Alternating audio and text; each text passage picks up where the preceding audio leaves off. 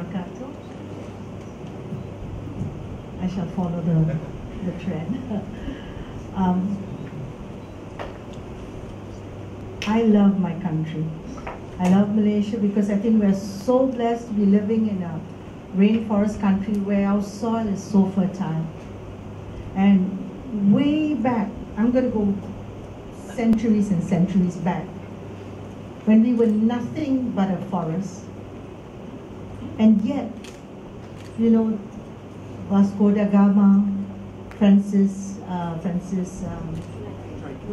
Light, Alfonso de Albuquerque, just to name a few, came here for our spice, for our aromatic woods, and for our medicinal plants. That long ago. We didn't even have a name.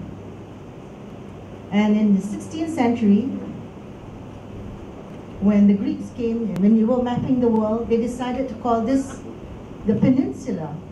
They decided to call it the Golden Chesapeake. Golden meaning rich in Chesapeake is a Sanskrit word for peninsula, to show how rich this land was. And yeah, we needed to develop. So, but I always say we grew too fast, too soon. That so many of us do not remember what it was like. Do not remember how cool the weather was. And today, you didn't have the what shall I say, that chance that I had a little bit of. And you feel the heat now, the heat waves. We have these torrential rains that flood our country, and putting our families all, you know, in a position where they didn't know what to do, where to go, what, you know, what happened, why is it so expensive? Why are vegetables so expensive? Why are fruits so expensive? You know, and actually, I know everyone here has come here to solve a lot of problems together, to get new ideas. But I hope you will take a couple of steps back and see why we were so successful then. Why did people think that this was such a wonderful place? You know, we grew vegetables everywhere. And in Cameron Highlands, where we grew most of our vegetables were grown by, you know, individuals. And individuals then could not afford fertilizer. So fertilizer was there in the forest. So what is it that the forest has? You know, in all the holy books, from the Torah, the Bible, to the Quran, all the holy books say that when God created earth, and He created the mountains to the valleys, and from the streams right out to the sea, the deserts and the forests and the trees, and after all that, when He knew everything was in place, He created Adam and Eve. And He did say in the Bible too, to go out, everything is there for you. Just go out and learn from it. So everything in that land has a reason, has a purpose. And so what we need to do is go and find out, why is it that the soil in the forest is cooler and the trees don't grow in a row? Why is it that we have so much undergrowth that is so valuable? And if the animals can eat it, the animals will know which is medicine, then why can't we go in and try and find out? So we take a couple of steps back. Go back and just walk in. I hope in one of on the days that you can actually go into a forest and just go and understand. Why is the water cleaner? Why is it cooler? You know, I mean, I just now, when I met Dr. Shukru again, and he told me that he was now doing biofertilizer, I was so happy. Because it's the fertilizers that's destroying the soil. Yes, clearing up the forest is destroying the climate too. And I know technology is good, But all the technology, this I'm quoting Prince Charles when he spoke at the Islamic Center in Oxford on Islam and the environment. And he said, quote, all the technology in the world cannot help climate change. You know, so as much as we can learn from whatever it is that is making us suffer and find out what is it that we can do, don't forget also to go back and see in the forest why. Why? The same country, it's cooler there, but it's just so hot outside.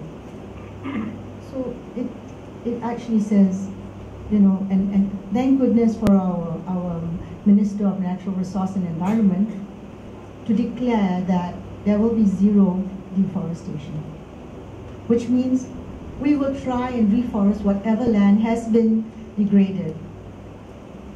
You know, to bring back, it'll take some time, but we still have forest there, almost 50% of forest there, so perhaps we can go inside and see what is it that the undergrowth, the debris, forest debris, the leaves behind, the ants, the insects that makes all this microbes that makes it so fertile can be married. Agriculture and forest are one. It's all from the soil.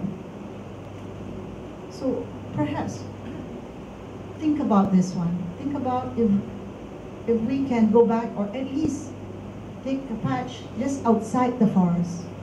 I'm not saying palm oil is bad. No, palm oil gave us, really gave us and brought us up to be known in the world.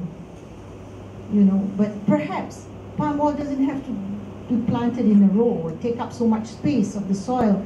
And when you do a monocrop, it takes up all the nutrients, and then you plant again, and the time has come to take it off and to replant.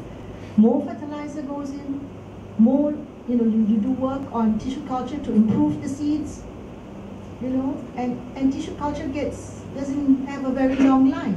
It also depends on fertilizers. And when fertilizers affect our rivers, and then we will lose all our aquatic life inside there. And so we have this hot climate. The fish is not as good as it used to be. It's not as many as it used to be. And vegetables are expensive. And I believe that those days when they grew vegetables, almost everybody in the early 50s, when you drive along, you see almost everywhere there are vegetable patches. And the vegetable was all organic soil, natural soil, natural from the leaves, and that's how, because nobody knew about fertilizers then. And people had money. Farmers had money then to send their children to school. They will go all out to work to send their child to school so that they won't be farmers, unfortunately. So we need to go down to the ground. We shouldn't wear gloves when we plant the tree or touch the soil. We won't die. So we should all just go down. You don't just get a PhD and not be able to go down and have your own farm. Use what you have learned so that you can be a good farmer or a good forester.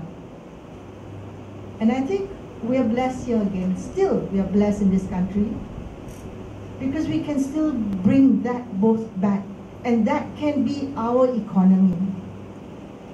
Because as it is durians, and we love our durians. Don't plant them in a farm. Don't plant it as a monoculture. Leave it in the forest.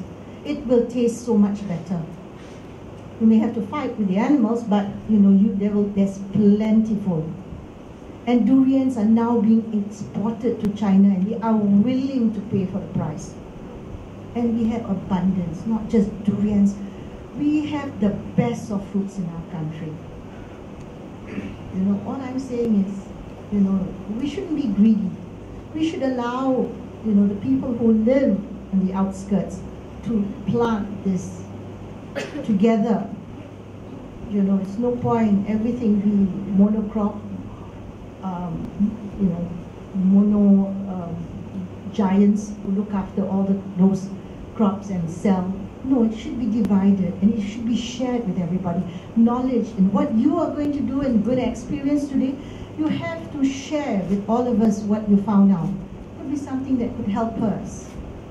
You know, in TRCRC, and I have my team, very young team with me, and they taught me a lot. You know, I can tell them all of them, like what I'm telling you now about the past, but I depend on them to tell me how we can improve the situation. And I learned from them that they actually plant their trees, you know, go and collect the seeds themselves, and plant the seeds themselves, and do it systematically and scientifically. And I was like, where did the science come from? But then they explained to me. You know, and I felt, wow, you know, it's so interesting that every day I look forward to finding, you know, to talking to them to find out if they have new things to tell me. And every time they actually come across things that they were able once, they found a tree with Dr. Colin from UMS, Sabah, and the tree, and there was only 3 left in the world. And how they had to actually, you know, wait for the right time to force pollinate the tree so that they can have more seeds. And so everybody just looked after these 3 trees in the whole jungle, in the whole forest in Sabah. That tree had all the priority. And is it fruiting now? It's at last, it's fruiting now. So, you know, then therefore we won't lose that species.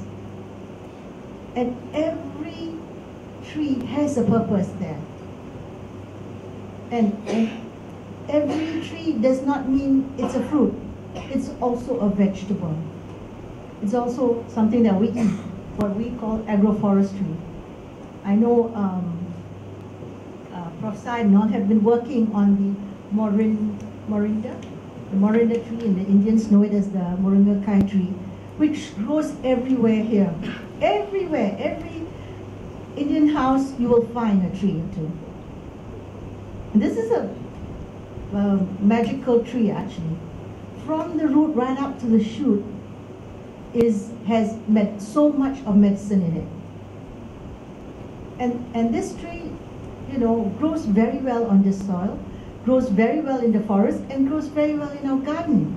So it's not a problem for us to experiment and plant this tree and see what it can do for you. I think there are 13 species. And what shocked me most was when I went to Saudi Arabia, to Riyadh, and when a friend of my husband's husband took me to his garden, and where he planted a lot of roses. Planting roses in Saudi Arabia, it's unique, but he did it. And now he told me, I've cut all my roses off, and now I'm planting this moringa trees. Because it helped him, and it helped my husband, who had cellulitis, where his leg was 3 times bigger than the normal leg, and it was the leaves, just the leaves, crushed, and you know, we wrapped it all around his legs, and the swelling came down. Antibiotics did not help. So we need to look after our soil. We need to look after our soil, not just for the forest, but for agriculture. And agriculture is best grown nearest to the forest, because you have the canopy and the nutrients and the microbes from that forest that will sort of flow in. You know, I do remember my husband said, you know, technology is very good, but you know, when there's famine, you cannot boil the screws and nuts and, you know, test tubes and chemicals to eat or drink. So I think agriculture should come first, you know, and you have a big role to play, and a big role and a big mission to accomplish, to go back to wherever you come from, to share with us, and to go back wherever you come from, and to make sure that whatever it is that you have learned, that they all know and can do. It is not hard, actually. It is not hard to help climate change, to help change this situation. And all it takes is just try and plant just one tree. In every single person, you will find a cooler place. This is Prof. Site's Crystal Palace here that we showed you just now. That Crystal Palace is a proof to plant being a climate change system. It will help. So I wish you all the best. I know you're going to have fun. I wish I could join you, and I'm looking forward to knowing your results. So all the best. Thank you.